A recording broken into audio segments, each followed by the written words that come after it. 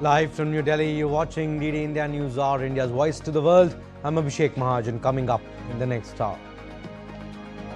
Delcy Rodriguez sworn in as Venezuela's interim president as Nicolas Maduro pleads not guilty in US court. The Venezuelan parliament demands his release. Greenland dismisses US takeover fears as Prime Minister Nielsen reassures citizens. Denmark warns any move to take Greenland by force would destroy 80 years of transatlantic security ties. Iranian leaders say the nation will offer no leniency to rioters but accept citizens' right to demonstrate as the protests show no sign of waning off. Wrapping a visit to France, India's Minister of External Affairs, Dr. Jaishankar, arrives in Luxembourg, aims to boost strategic bilateral engagements. And Hindu businessman shot dead in Bangladesh. Concerns persist on security of minority community in the nation as a Hindu woman is gang raped, tied to a tree and brutally tortured.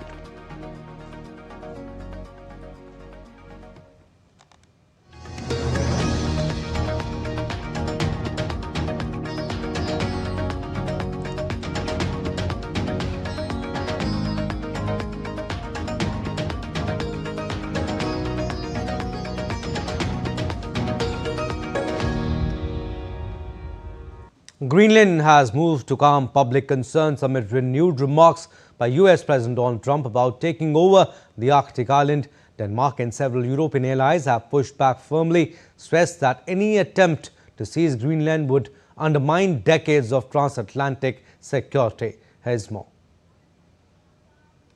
Prime Minister of Greenland Jens Frederik Nielsen has assured the citizens that while Greenland seeks to strengthen economic ties with the US, they should not fear an imminent takeover.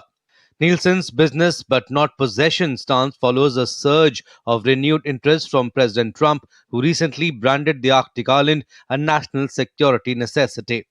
Danish Prime Minister Mette Frederiksen has cautioned that US President Donald Trump must be taken seriously. She iterated that any move to take Greenland by force would dismantle 80 years of transatlantic security. Denmark emphasized that the island's future remains solely in the hands of its people. Firstly,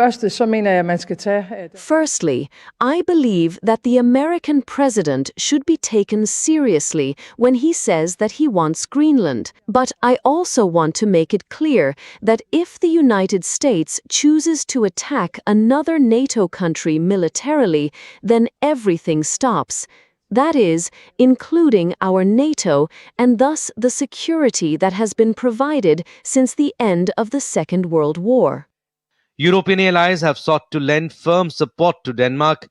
Germany's Foreign Minister Johan Vadeful stressed that Greenland is a sovereign part of Denmark and by extension a member of the NATO alliance. He suggested that NATO may need to discuss strengthening protection for the island to deter any unilateral US ambitions.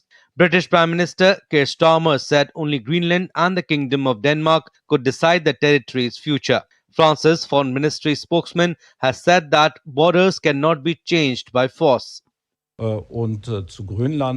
Greenland is part of the Danish kingdom, and since Denmark is a member of NATO, Greenland will in principle also have to be defended by NATO. And if there are further requirements to strengthen defense efforts with regard to Greenland, then we will have to discuss this together within the framework of the alliance. The issue has evolved into a test of the NATO alliance. With Copenhagen standing firm and Berlin calling for reinforced protection, the world now waits to see if Washington will prioritize its strategic need for the North or the 80-year-old bond transatlantic that has secured the West since the Cold War. Bureau Report, DD India.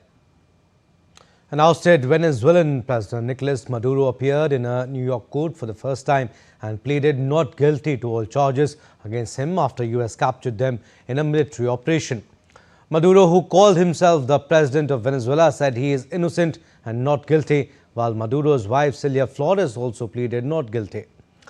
Maduro has long denied the allegations, saying they were a mask for imperialist designs on Venezuela's rich oil reserves. Maduro lawyer Barry Pollock said he anticipated voluminous and complex litigation over what he called his client's military abduction. He also said Maduro was not requesting his release but may later. Maduro is facing charges of narco-terrorism conspiracy, cocaine importations conspiracy and weapons charges. The judge ordered both to remain behind bars and set a new hearing date of March 17.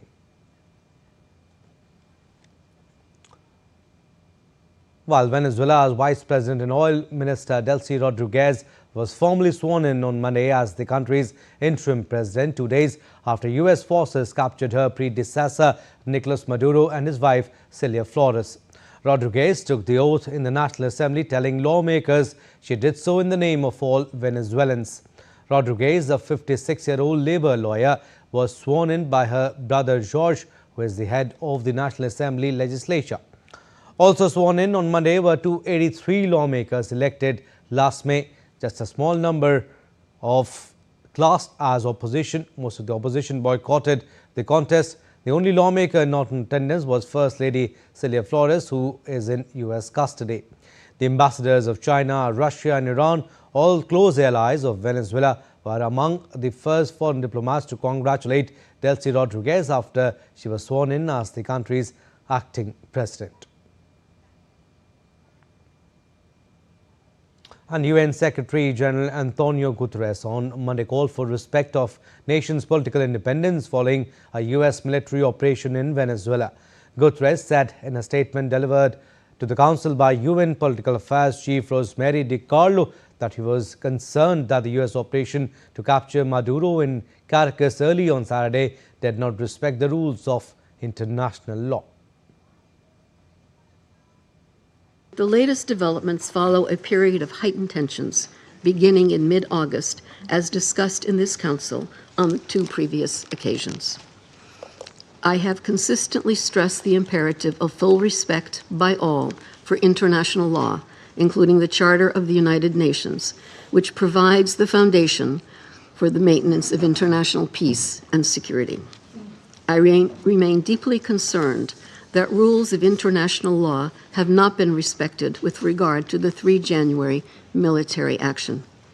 The Charter enshrines the prohibition of the threat or use of force against the territorial integrity or political independence of any state. The United States rejected accusations of aggression against Venezuela at an emergency United Nations Security Council meeting, saying the operation was a law enforcement action tied to long-standing criminal charges. As Secretary Rubio has said, there is no war against Venezuela or its people. We are not occupying a country. This was a law enforcement operation in furtherance of lawful indictments that have existed for decades. The United States arrested a narco-trafficker who is now going to stand trial in the United States in accordance with the rule of law for the crimes he's committed against our people for 15 years. The United States will not waver in our actions to protect Americans from the scourge of narco-terrorism and seeks peace, liberty, and justice for the great people of Venezuela. While Venezuela's UN Ambassador Samuel Moncada said international norms were at risk in the aftermath of the U.S. arrest and also urged the Security Council to demand that Washington release Maduro and his wife. Venezuela is a victim of these attacks as a result of its natural wealth. Oil, energy, strategic resources, and the geopolitical position of our country have historically been factors of greed and external pressure. When the use of force is used to control resources, impose governments, or redesign states, we are faced with a logic that refers to the worst practice of colonialism and neocolonialism. Accepting this logic implies opening the door to a profoundly unstable world where countries with greater military capabilities can decide by force the political and economic destiny of other states. And following the swearing-in ceremony of interim leader Delcy Rodriguez, thousands of protesters gathered outside the Venezuelan parliament in Caracas on Monday, demanding the release of ousted leader Nicolas Maduro.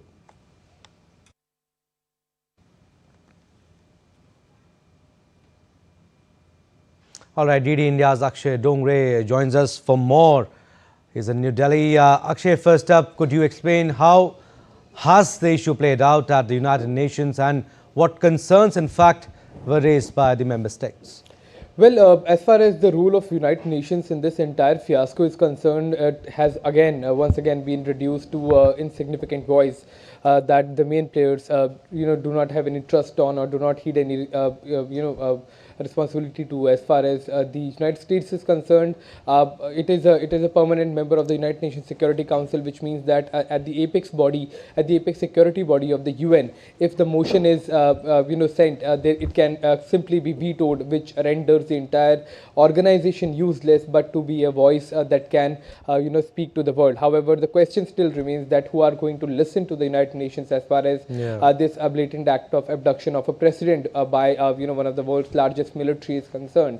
It's not just the taking of Maduro to the US and trying him in their court, on their land, under their rules, and by their own judge. The bigger problem also remains the statements that are coming in from the United States President, the first person of the country, stating that they own the country now, they're going to run the country now, and they are going to take the oil and send in their big companies to take the oil that they claim and Donald Trump claims has been stolen from them. However, the question remains that on what legality are they going to run, Venezuela, a sovereign country. In fact, yesterday Marco Rubio, during an interview with the ABC, the Australian Broadcast Corporation, when he was asked the question about on what legality, he was seen clearly evading the questions as far as the legality and the basis of their claim that they are going to run another country now. So if not invasion, there is no other way to put it. As far as the local politics of Venezuela is concerned, Delcy Rodriguez has been elected the interim president in the absence of Nicolas Maduro. However, the opposition has stayed away from the swearing in which other legislative members have also been sworn in.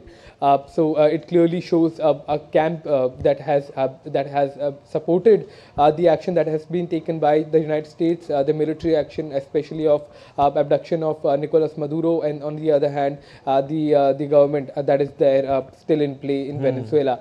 Also, what we are hearing from the Venezuelan side is that they are also trying to gather support from international players, especially from China and Russia, along with other countries in Latin America that are supporting Venezuela as far as their breach of their territorial integrity and sovereignty is concerned, especially by Chile. There is Cuba, there is Colombia.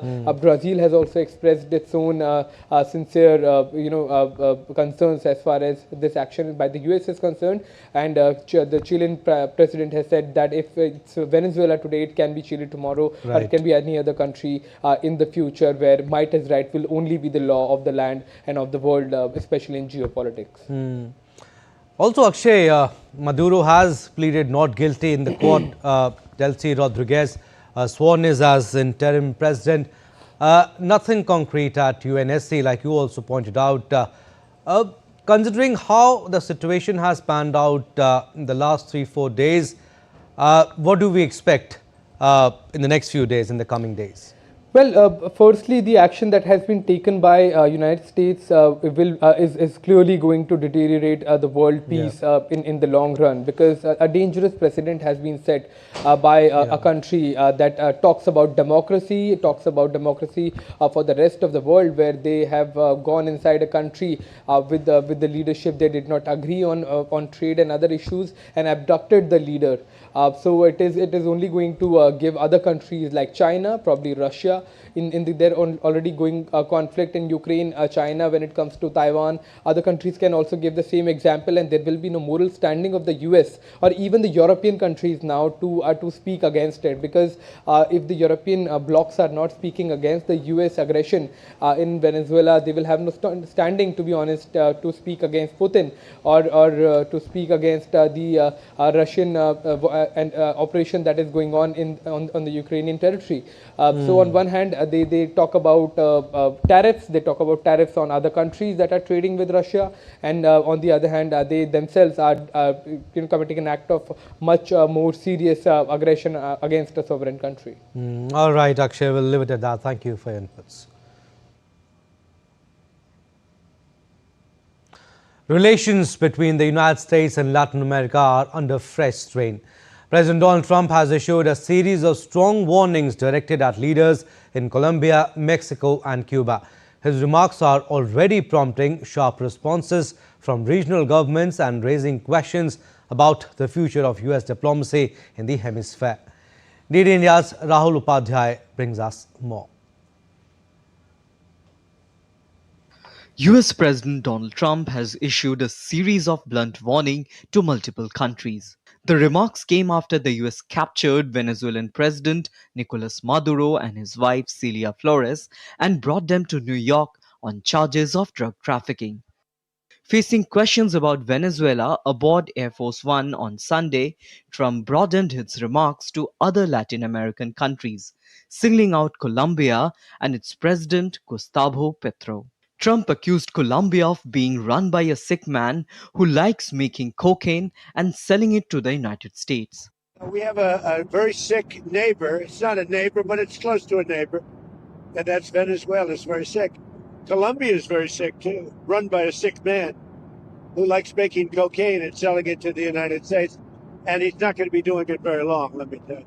The remarks come amid an escalating dispute between Washington and Bogota over US boat strikes in the Caribbean and Eastern Pacific, operations that have increased pressure on Colombia.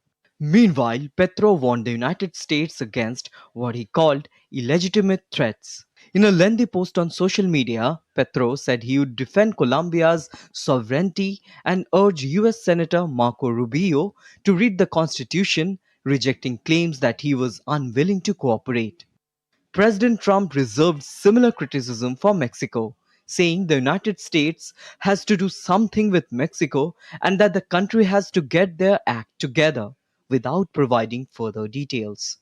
Mexico has to get their act together because they're pouring through Mexico and we're going to have to do something. We'd love Mexico to do it. They're capable of doing it.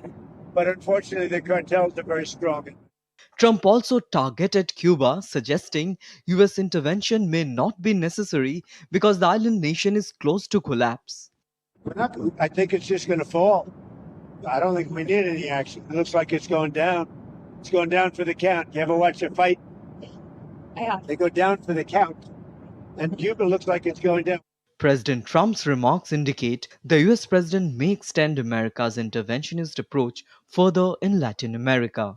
Leaders across the region are reasserting their sovereignty, but there's little guarantee that it can be preserved. Rahul Upadhyay's report for DD India. All right, still to come on this edition of DD India News Hour. US scales back child vaccine recommendations, sparking alarm among medical experts. Central African Republic President Doordarshan wins third term after term limits scrapped, cementing Russia's influence.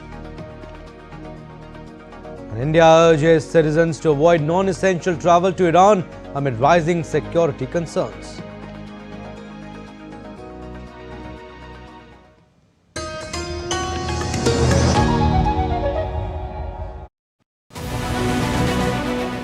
This week on Defense Dynamics, India is reshaping its military structure with Bhaira formations. What are ramjet-powered artillery shells? And how India's rocket punch gets an emergency boost with Suryastra. As Europe and Israel turn to India for industrial depth, my take explains the why. Watch Defense Dynamics this Wednesday at 8 p.m. IST only on DD India.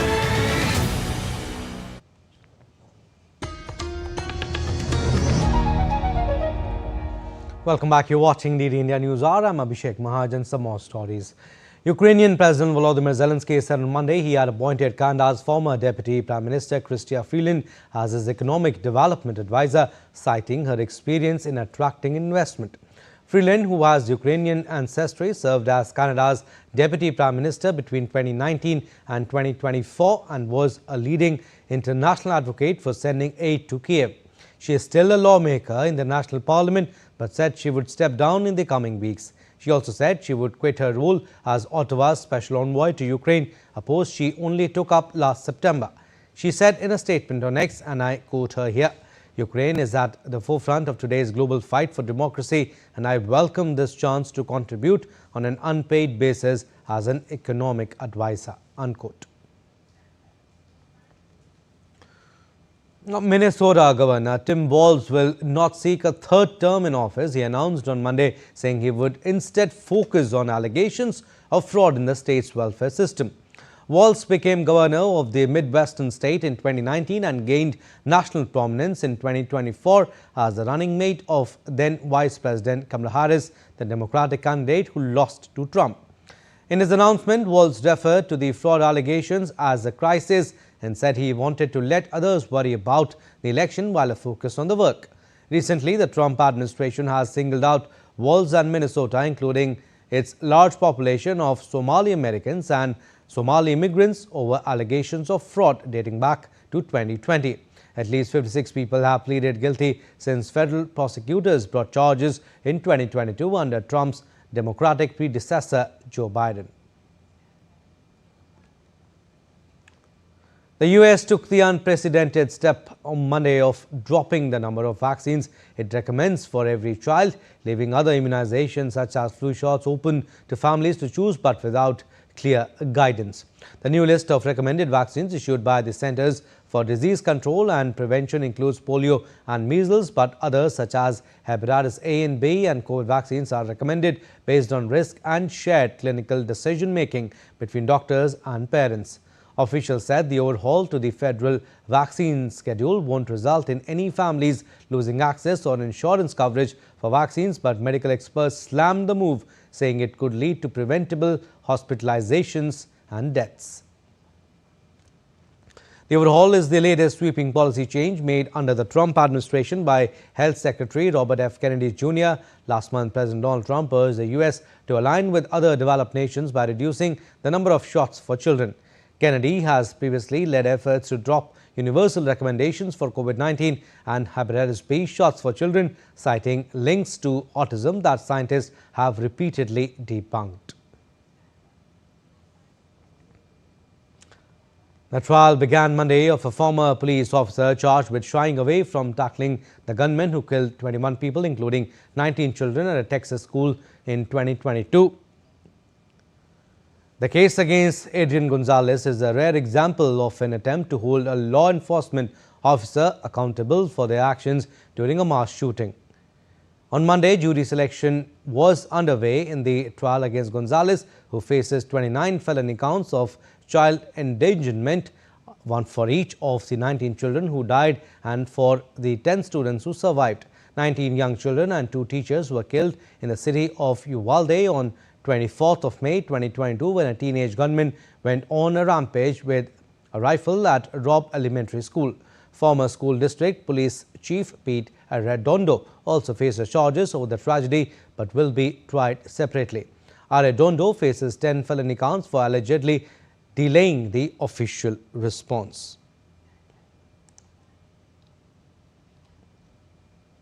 Central African Republic President Faustin Archange Touadera has won a third term in office, securing an outright majority in the presidential election held on December 28 last year. Provisional results from the Electoral Commission showed on Monday.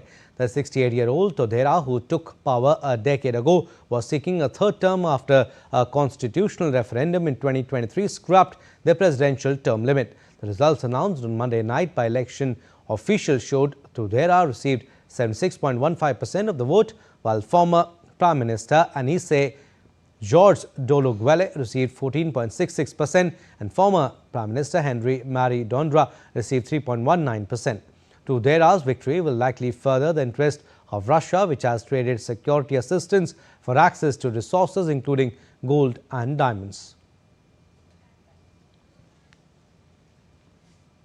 Iranian leaders say the nation will offer no leniency to rioters but accept citizens' right to demonstrate as the protest persists for more than a week of sometimes deadly protests. The remarks came after US President Donald Trump said Iran would face consequences if the authorities killed more demonstrators. Protests erupted on December 28 when shopkeepers in capital Tehran staged a strike over high prices and economic stagnation.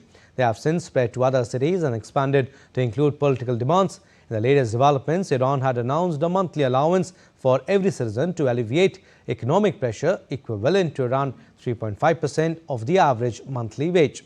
However, despite the measure, there are still no signs of stabilization.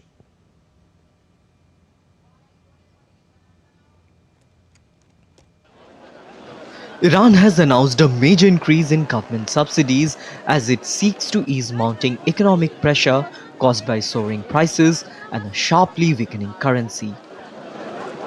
The government says monthly subsidies will rise from 3 million riyals to 10 million riyals per household, more than tripling the current amount. The move comes amid a wave of nationwide protests that began on December 28th, when shopkeepers in Tehran launched strikes over high prices and economic stagnation.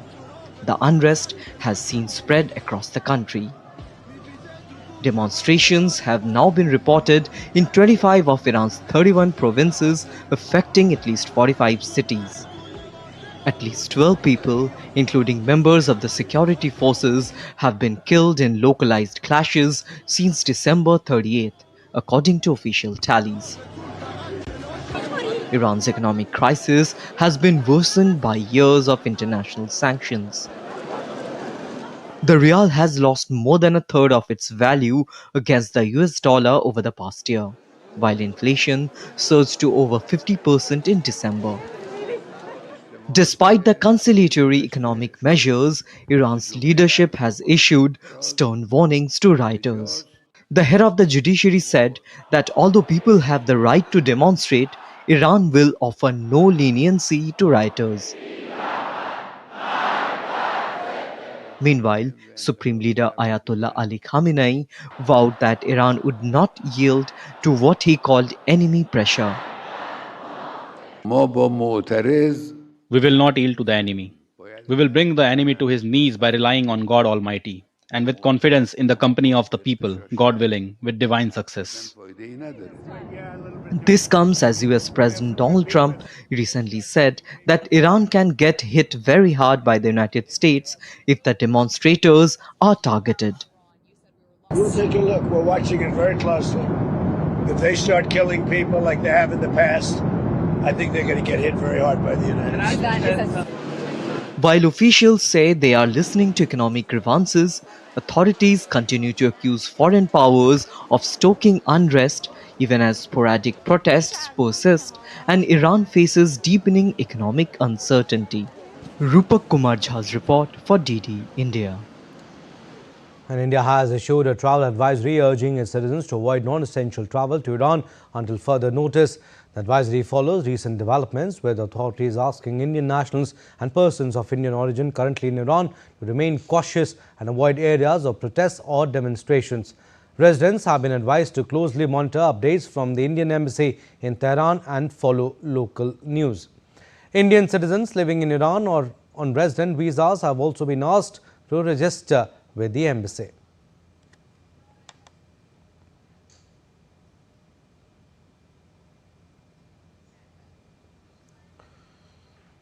Now, Berlin's mayor said on Monday the German capital's core infrastructure needed better protection 2 days after an arson attack on a power station left tens of thousands of people without power. A blaze destroyed a cable duct over a canal, cutting power in around 45,000 households on Saturday. Electricity has since been restored for some 14,500 households, but full restoration is not expected until Thursday afternoon. Germany and other Western powers have also been on alert for sabotage attacks on power, communications and transport systems at a time of increasing geopolitical uncertainty. The attack also disrupted mobile phone networks, halted train services, cut heating during freezing temperatures and forced hospitals to rely on backup generators. Time now for another short break, but still to come on this edition of DD India News Hour. Johannesburg unveils monumental statue at BAPS temple celebrating Indian diaspora's cultural legacy. We'll get you the weather updates from around the country. Also, migratory birds flock to Chilika Lake in Odisha, turning Asia's largest brackish water lagoon into a vibrant hub of avian activity.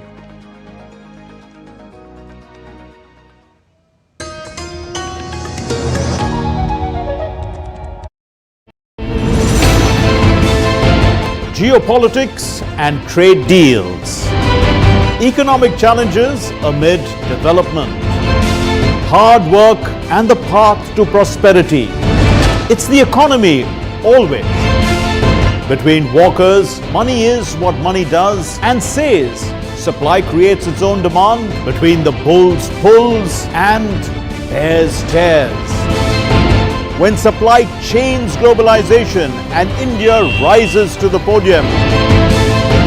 We'll get you centered with the economic brief at 8 p.m. every Thursday on DD India.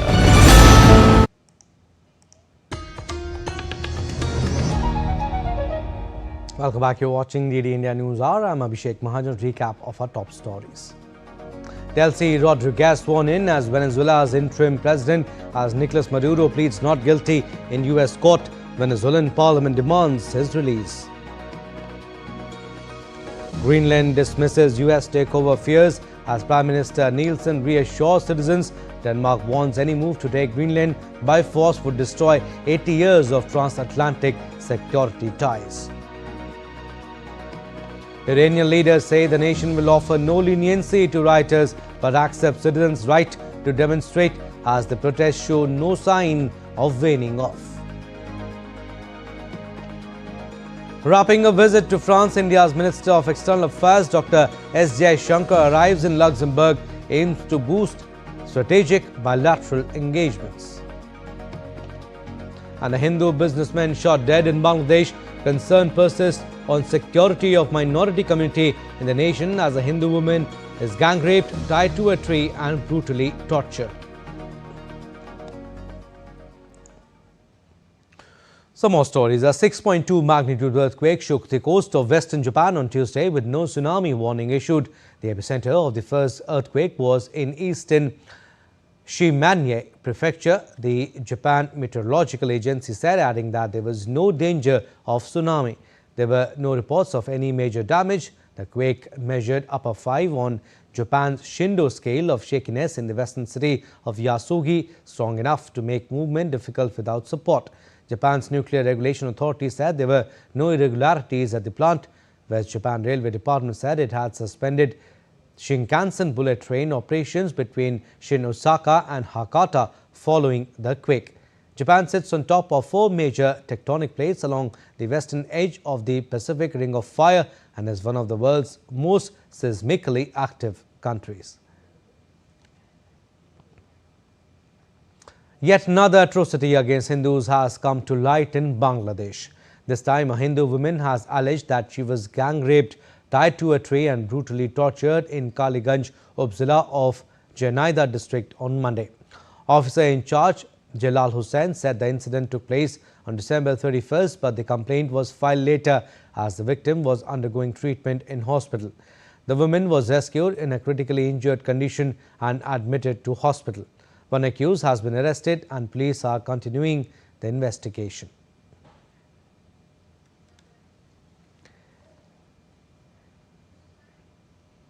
In another incident, a Hindu businessman who was also the acting editor of a newspaper was fatally shot in the head by unidentified assailants on Monday in Jessore district in southern Bangladesh. The shooting marks the latest in a spate of violent incidents against minorities in the country, especially the Hindu community members. An investigation was launched into the incident. Bangladesh has been witnessing widespread unrest since the death of Sharif Osman Hadi in December. Hadi, a prominent political activist and youth leader associated with Inqilab Mancha political platform, that played a major role in 2024 uprising that led to the ouster of former Prime Minister Sheikh Hasina was set to contest February polls in Bangladesh when he was shot in broad daylight. Hadi later succumbed to his injuries at a hospital in Singapore.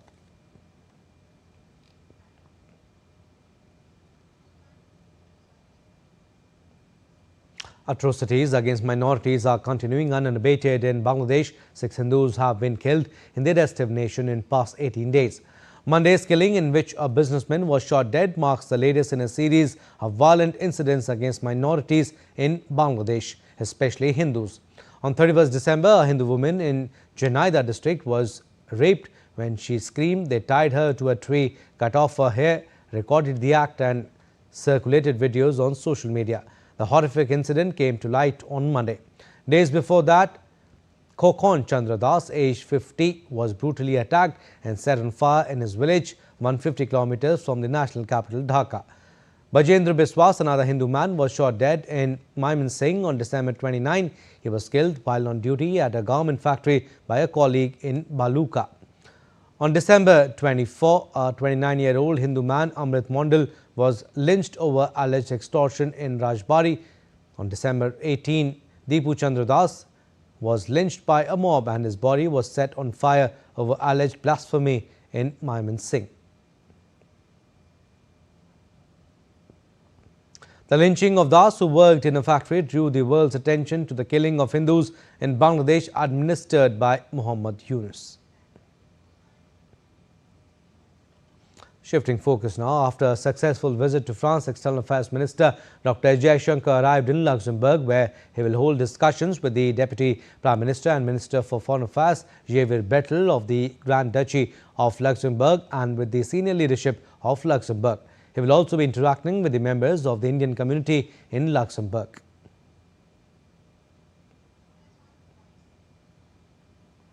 During his visit to France, External Affairs Minister met International Energy Agency Executive Director Fatih Birol and discussed global energy issues including oil markets and nuclear power. Birol appreciated his assessment of the global energy scenario and extended his support for India's growth and development. During his visit, the minister also interacted with participants of the French-Indian Young Talents Program by Chamber of Commerce and Industry France-India in Paris. He discussed the transformations underway in the world and the importance of India-France collaboration in that context. A major cultural and civic milestone in Johannesburg's North Riding is bringing the Indian diaspora into the spotlight as a monumental bronze statue is unveiled at the BAPS Hindu Temple and Cultural Complex. The Bocha Sanwasi Shri Akshar Purushottam Sanstha Hindu Mandir and Cultural Complex consecrated a 42-foot bronze image of Nilkant Varni, a revered 18th century yogi and spiritual luminary, in a moment drawing pride and participation from the Indian community. Rising prominently at the entrance of the mandir, the statue is the tallest bronze image in South Africa and among the most striking public monuments on the African continent. For many in the Indian diaspora, it is more than a religious symbol. It is a powerful touchstone of heritage, identity and shared values. Depicted in Vrikshasana, a yogic posture balancing on one leg, the sacred image embodies self-discipline, perseverance, mental focus, and service to society, qualities which resonate deeply with a community navigating life far from its ancestral homeland. Cast primarily in copper and brass and weighing approximately 20 tons, the statue's single-leg stance represents both an extraordinary engineering feat and a spiritual metaphor, steadiness amidst life's pressures. A young yogi, a teenage yogi, Nilkant meaning the fearless one, he was chosen because his story of determination, leaving home at a very young age, searching for dialogue, searching for opportunities to serve, and searching for deeper meaning throughout pilgrimage places in India, serve as inspiration for anyone who is willing to embark on a journey of any nature. Nilkant actually practiced Vrikshasana out of compassion. His prayer on one foot was for the goodness of all beings. It wasn't only the happiness of welfare of human beings, but for all living entities. Nilkant was able to apply himself, apply his discipline and his steadfastness of mind, so others may benefit from his austerities. So my personal opinion is his compassion of taking 4 months out of his own pursuits for the good of others in such a prayerful manner is the greatest virtue. The consecration was led by His Holiness Swayam Prakash Swami, also known as Dr. Swami, a senior BAPS monk respected worldwide. The statue honors Nilkant Varni's 7-year teenage pilgrimage across India, including his 4-month meditation on one leg at Muktinath in the Himalayas, where he prayed for peace and well-being for all.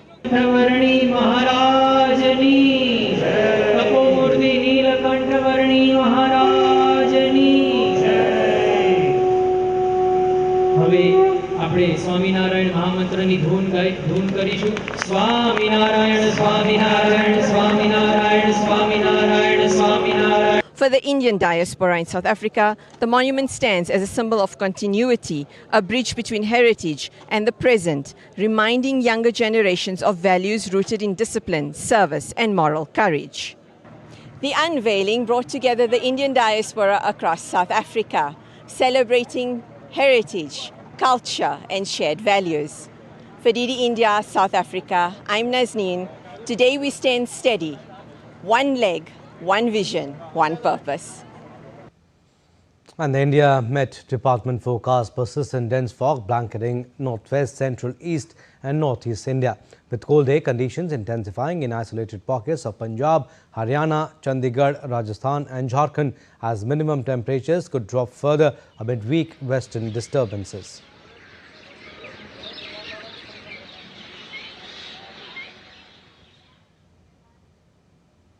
Recent dense fog episodes with visibility dipping to 0 meters in parts of Uttar Pradesh and Madhya Pradesh signal ongoing transport disruptions and public safety risks.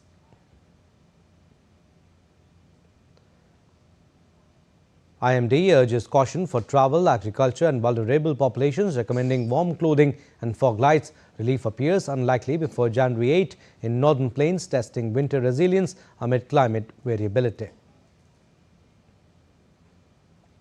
Tabo in the Lahore and Spiti district of Himachal Pradesh and the Gulmarg in Jammu and Kashmir witnessed the coldest night of the year, with the temperatures at both places closer to 10 degrees below freezing point. Light rain and snowfall is also expected in isolated parts of Jammu and Kashmir, Himachal and Uttarakhand on Tuesday.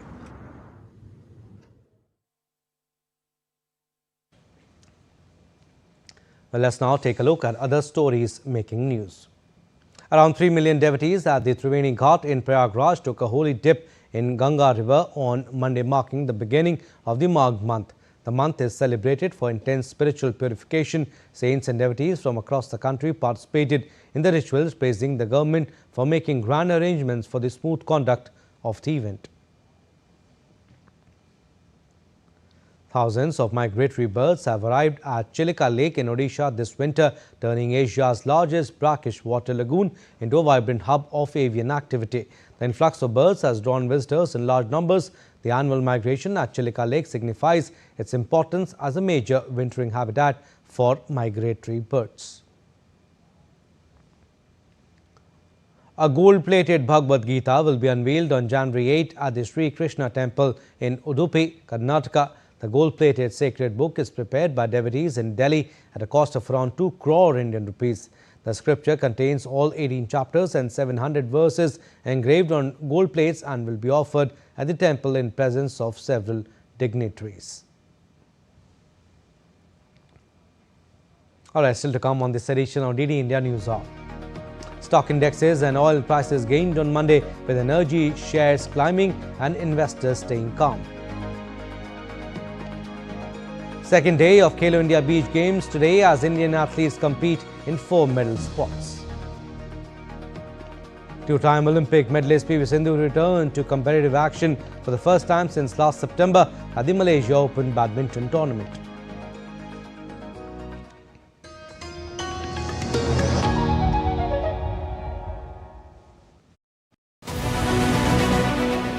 This week on Defense Dynamics, India is reshaping its military structure with Bhaira formations. What are ramjet-powered artillery shells? And how India's rocket punch gets an emergency boost with Suryastra. As Europe and Israel turn to India for industrial depth, my take explains the why. Watch Defense Dynamics this Wednesday at 8 p.m. IST only on DD India.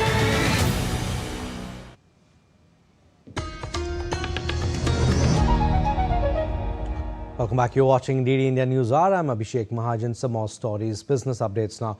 Major stock indexes and oil prices gained on Monday, with energy shares climbing and investors reacting mostly calmly to potential market ramifications. The Dow Jones Industrial Average hit a record high. The S&P 500 Energy Index rose to its highest since March 2025. Financial shares also rose, while an S&P index of defense shares was up more than 1%. Oil prices were also higher as traders assessed the possible impact on crude flows from Venezuela, home of the biggest global oil reserves. NVIDIA CEO Jensen Huang announced that the company's next-generation chips are now in full production and can deliver up to 5 times more AI computing power than current chips used for chatbots and other applications. Speaking at the Consumer Electronics Show in Las Vegas, Huang shared that the new chips already being tested by AI companies in NVIDIA's labs will launch later this year amid growing competition. The Vera Rubin platform, comprising 6 NVIDIA chips, will feature systems with 72 graphics units and 36 central processors scalable into pods with over 1,000 chips. Huang said major performance gains come from a proprietary data format. NVIDIA also unveiled advanced networking switches, self-driving car software, and wider access to its Alpamayo research tools. Now, we've been shipping GB200s a year and a half ago. Right now, we're in full-scale manufacturing of GB300.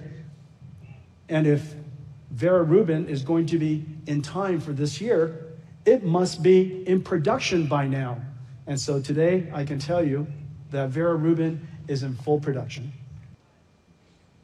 Danish toy company Lego introduced an interactive smart brick and a new range of Star Wars sets featuring the technology at CES 2026 in Las Vegas. The smart brick looks like a standard Lego piece and works with existing sets, but uses sensors, accelerometers, light and sound detection, and a built-in microphone to create sounds and responses. It can sense distance from other smart bricks and detect movement speed. Lego executives said powerful technology is packed into a chip smaller than a single stud.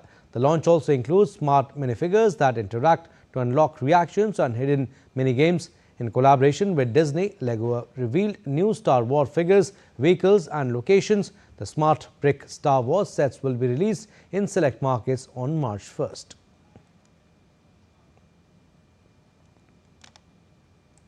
So, the smart brick is here.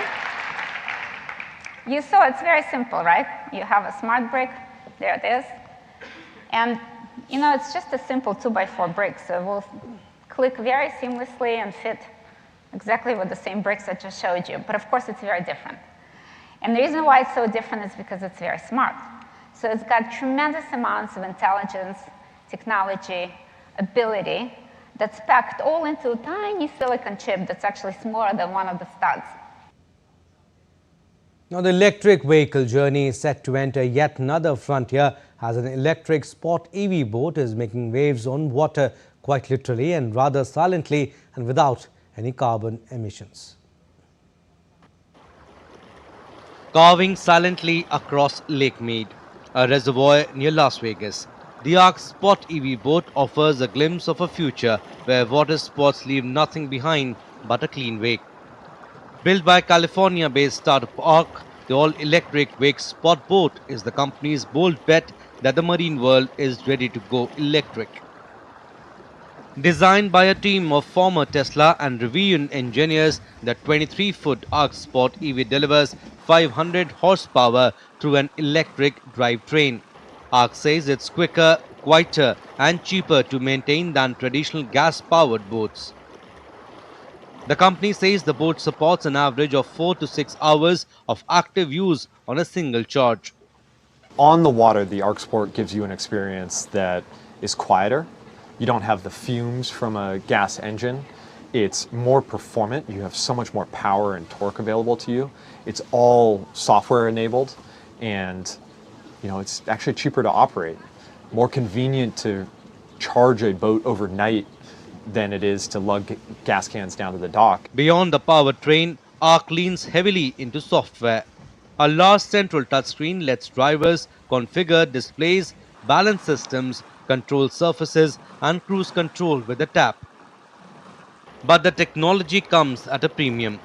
The ARC Sport EV starts at $268,000.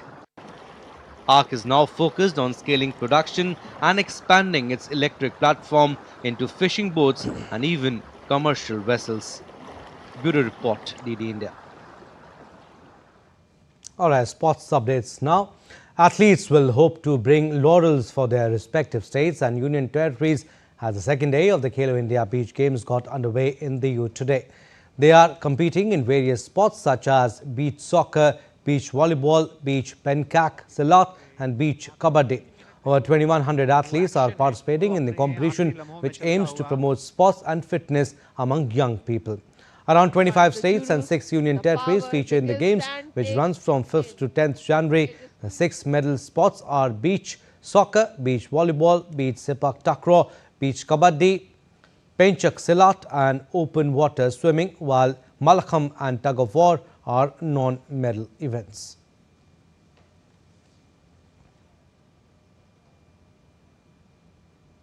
All right, updates on hockey now. HIL GCH pass SG Pipers in a thrilling encounter of the Men's Hockey India League as they clinched a dramatic 3-2 victory in their opening match in Chennai. K.I. Willott and Dilraj Singh scored a goal each for the Pipers, while Kane Russell netted a hat-trick for HIL GC. After the first 2 quarters ended goalless, midfielder K.Y. Willott showed great composure inside the circle to give SG Pipers lead, but the advantage was short-lived as HIL GC responded strongly through Kane Russell, who struck twice from penalty corners in quick succession to secure a 2-1 lead. HIL GC earned a late penalty corner in the dying seconds and Kane Russell completed his hat-trick and to seal a dramatic 3-2 victory. Now, players at this month's Australian Open will compete for a record prize pool as organizers announce a 16% increase in the total purse, which soars to $75 million. The winners of the men's and women's singles will each take home $2.79 million, which is up by 19% from the last year. Players beaten in the opening round will get $1,750, while those knocked out in the first round of qualifying received $27,200. Tournament director Craig Tilley said it reflected Tennis Australia's commitment to supporting careers at every level. The tournament gets underway in Melbourne on 18 January with Yannick Sinner and Madison Keys defending their titles. Serbian great Novak Djokovic has withdrawn from next week's Adelaide International Tournament to focus on being ready for the Australian Open.